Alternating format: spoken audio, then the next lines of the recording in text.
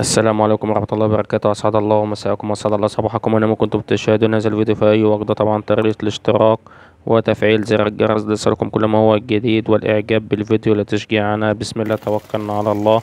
اليوم تسليم محشة برسيم لدى الوكيل شركة أولاد عبد الغني البشمهندس محمد ويدا في الإسماعيلية.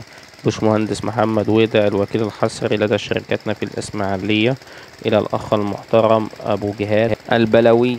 طبعا الأخ المحترم أبو جهاد البلوي عرب بيلي، طبعا المنطقة أبو خروع مركز ومدينة أبو صوير في الإسماعيلية.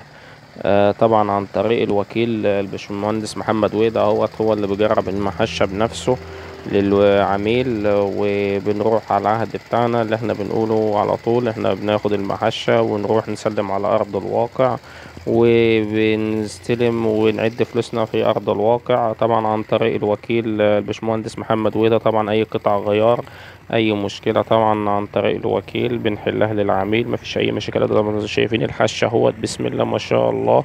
والله لو بالإيد العاملة ما هيتحش بالطريقة دي. بسم الله ما شاء الله، الله أكبر. طبعا اهو زي ما انتوا شايفين. لو حضرتك أول مرة تشاهد قناة محمد عبد الغني للآلات الزراعية، نحب نديك نبذة بسيطة عن القناة بتاعتنا. قناة خدمية تسويقية. يعني ايه خدمية؟ يعني نعمل فيها فيديوهات. لو انت عندك مكان ضم وتربيط، محشة ضم وتربيط القمح، محشة BCS أو جهاز جرار، أحب أقول لك إن في فيديوهات صيانة، فيديوهات أعطال، فيديوهات لحل المشاكل، فيديوهات لصيانة المكوك ودايرة التربيط. كل الفيديوهات موجودة عندنا في القناة.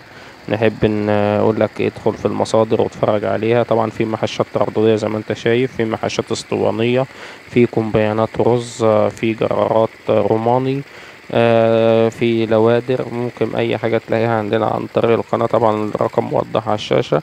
لو انت اول مرة تشوف القناة نحب نقول لك شاهد الفيديوهات، ولأي استفسار الأرقام موضحة على الشاشة. أنا تحت أمر الجميع في أي وقت. طبعا ادوكم شايفين اهوت الباشمهندس محمد ويدا لسه برضك بيحش اهوت. كفاية بقى كده يا باشمهندس عشان نخلي العميل يركب.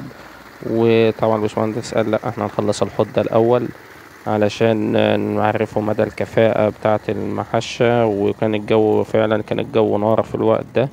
وبسم الله ما شاء الله زي ما انتوا شايفين اهوت الحشة اهوت. الله أكبر. محشة 4 غيار، موتور إيطالي مواصفات سعودي، سكينة 19 شفرة. بسم الله ما شاء الله. وطبعا هنبدأ نركب جهاد ونعرفه ازاي يمشي بيها، ازاي يتحرك بيها. ودول طبعا عرب بلوى هما، بسم الله ما شاء الله ربنا يحميهم. طبعا بنركب اهوت جهاد ركب اهوت صاحب المحشة.